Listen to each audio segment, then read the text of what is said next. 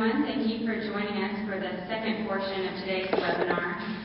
I wanted to be here today to thank you all for everything that you're doing in your communities to serve the children and families of Georgia. I'm Katie Jo Ballard. I'm the Executive Director of the Governor's Office for Children and Families. And the Governor and First Lady send their best wishes for happy holidays as well as the rest of your training here today. And they also wanted me to recognize the late Judge Schoenthal, who has not only dedicated his life to his community, but also to serving the state to see outcomes for juveniles and communities across the state. So thank you so much for joining us, and we hope that you have a wonderful afternoon.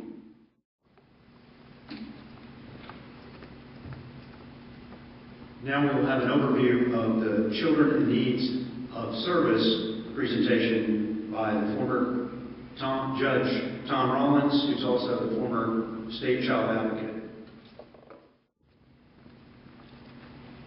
I want to thank the current Jay McNaughty for that introduction. Good afternoon, everybody. We have essentially a 30-minute presentation today on the issue of the children in need of services. We have done this in the past in a much longer period, so you'll just be getting a brief overview today.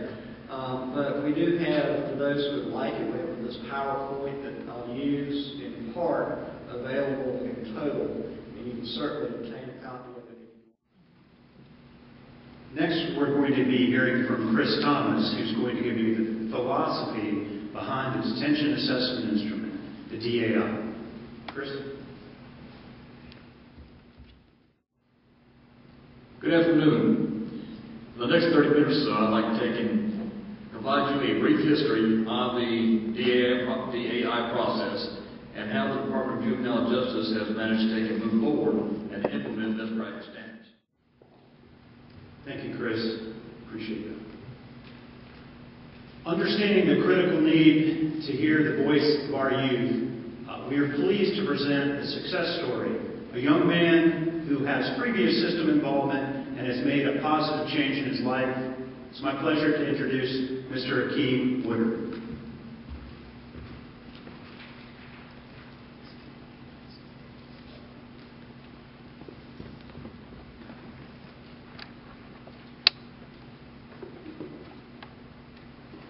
I'd like to thank you for being invited here, and also I'd like to thank the Department of Juvenile Justice Department for having faith in me and realizing that people can change.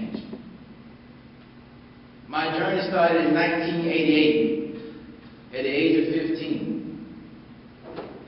I found myself sitting in the courtroom, and my lawyer at the time, who was David Wolf, a well-known lawyer in Atlanta, me not knowing what was going on, I was asked to write a letter to my mom as I sat in the courtroom because I did not understand what was going on in court. So at the age of 16, I found myself into Millersville, YDC, serving a life sentence. I left at the 9th grade education. When I went to Millersville, YDC, I found myself involving myself with so much that was going on at that time. Not realizing the effects of what I'd done, because the effects of what I'd done to someone in society itself had not yet infiltrated my mind and my thoughts. I still was asking my mom, when will I come home? When will they release me? More and more I found myself falling backwards, farther away from the reality of going home and running down with friends and gangs inside of Millersville, YDC, until one person came to me. Her name was Miss Collins. And she walked up to me as I was walking down the aisle with my head turned backwards and thinking the world I could do anything, had no boundaries. And she told me, young man, if you don't get yourself together today, then you will do two things. You're going to die in this place, or when you do go home, if you go home, you're going to return back. And she walked away from me and said, "You'll be in school tomorrow." Miss Collins done something to me that day.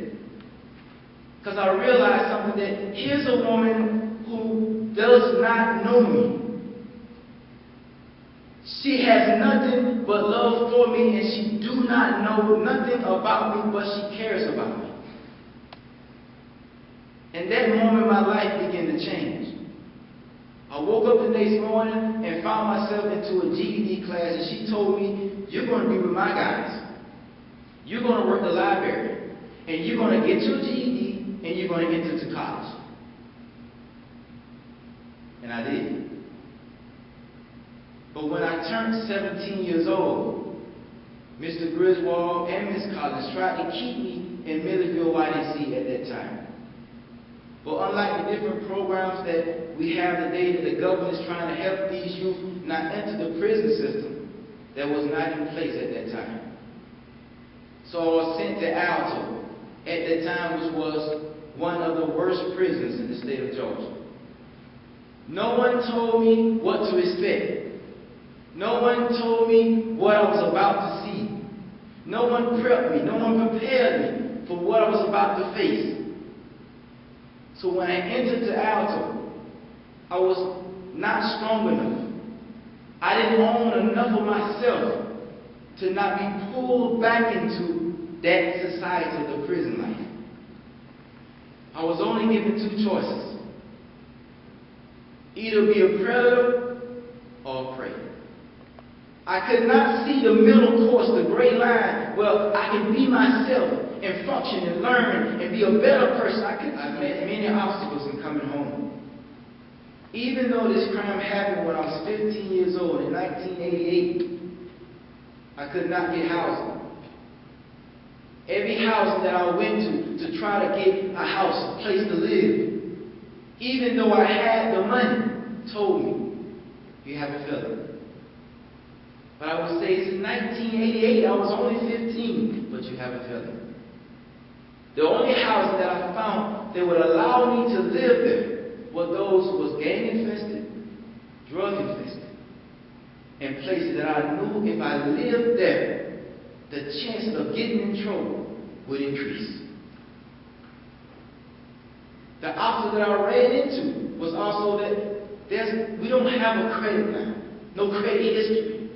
It's almost as if I was born 41 years old. Born in this earth at 41 years old. The preparation for me to enter society was not there. I had to read. I had to write, listen to tapes and DVDs, and prepare myself literally on my own for society. I wish and I hope that Miss Collins was alive to see what I've become. That her encouragement, that her words of encouragement changed my life. So when I came home, I embarked on a task to do whatever I can to not see a child go the route that I went, to not see them live a life inside of the prisons where they see death and rapes and officers that utilize your innocence to their gain. So I go into schools and in churches and I speak to them, but there's a mindset that as a community, as statespeople, we have to change. Everywhere I go, I make this statement to them. I say, if you saw someone robbing or entering or burglarizing a house right next to your house, or 2 houses down from your house, how many of you would say something? And I've yet to see one youth stand up and say, I would say something. Not one.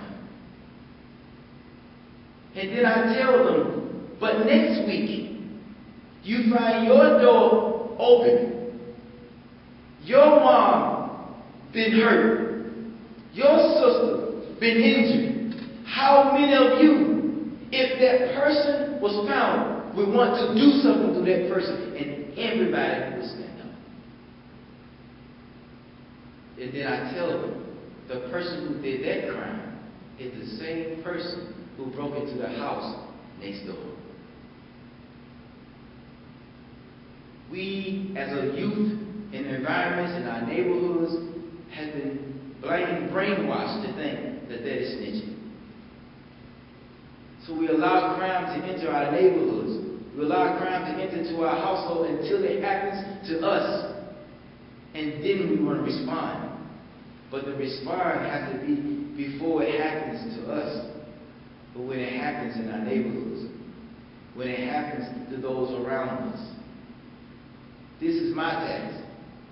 To work with any group, any organization that's trying to change the mindsets of our youth. To work with any group that are going into these RYCs and YDCs and trying to prepare these young men and women to come home safe. To prepare these families for what's about to come home. To prepare these mothers that ask me time after time and again, how do my child take or survive the first year of his incarceration? What do I do? Lawyers are not telling them this. There's no manual they can go to. There's no computer they can pull up and say, how can my son survive the first year of prison? And this is where I come in.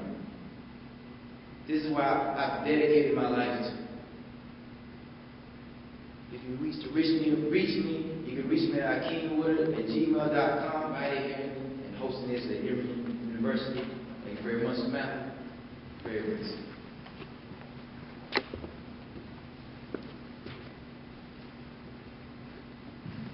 Keith, thank you so much for sharing your story with us. We really appreciate that. Thanks. Now we're going to move into the Q&A, the question and answer portion of our presentation. And Akeem and I are going to try to field the questions that you've sent in online to us. So we'll let Samantha read the questions, and then you and I will try to tackle them. Yes, sir. Okay, thank you for your questions. If we're unable to get to your questions today, I apologize. Just send those to me via email again, and we'll try to reach out to you personally. The first question is for Joe, Mr. Bignotti. What can be done about the disparities in the school systems as well as the criminal justice system? What solutions have arisen thus far? Well, that's a big question. Let me break it down. What can be done to address disparities? I think there are four things and four strategies that we can employ, and that's something that our office, and actually you, Samantha, deal with, so we can provide some assistance with that in local communities. The first part of this is that we have to understand the cumulative nature of disparities. For example, if we refer more minority youth to school disciplinary actions, then we're going to end up with less minority youth graduating from high school. Similarly, if we send more minority youth to juvenile detention, then we're going to end up with more minority youth in the adult criminal system. Secondly, we have to collect data. And I know that's a dirty word around the state, and it's tough to do, but I think the new code is going to help us improve our data collection, because without good data, we don't know what's going on in our state and in our local communities, and we can't determine the root causes of disparity in all the different systems, whether it's the school system, the child welfare system, the juvenile justice, criminal justice system. Thank you for your presentation at the Milan YDC in June and October. Can you provide some insight about the changes you found are needed to take place in order to close the growing gap between juvenile offenders and the court system? Right. Thanks, Samantha. Hard question.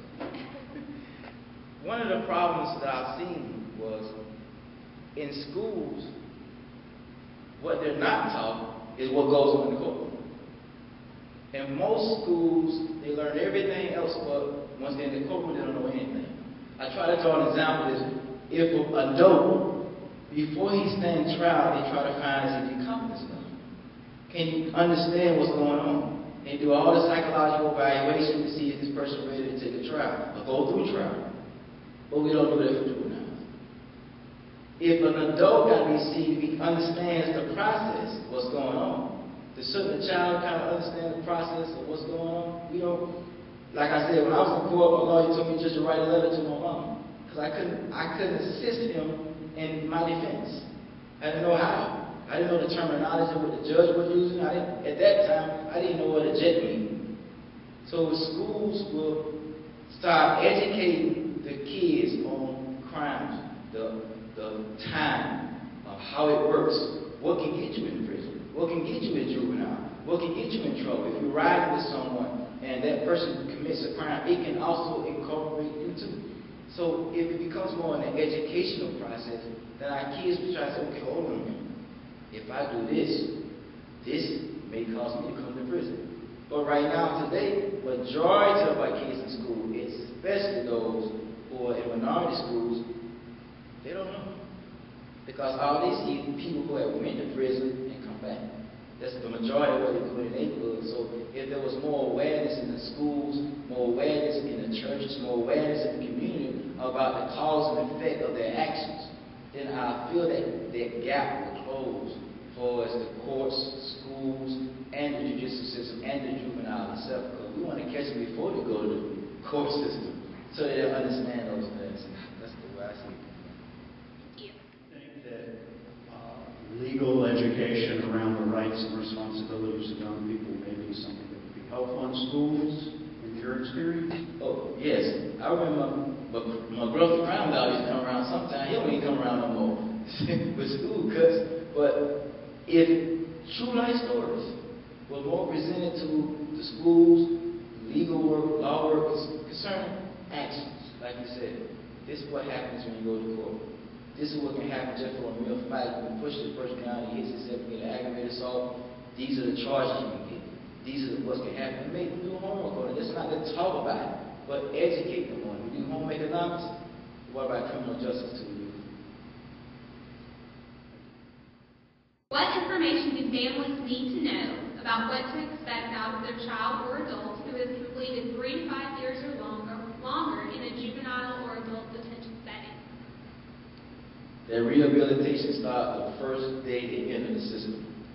I sat on a board and everybody kept saying 6 months prior to coming home, 6 months prior to coming home, start checking. Rehabilitation has to start the moment they enter the system. If it begins then you have a chance of developing that child or into an adult. George, you got to realize one thing. If we take a juvenile out of the parents' home and we say we're going to house this juvenile, then you're actually saying we're going to raise this juvenile, not just house him. It is the state's job to raise this youth into an adult.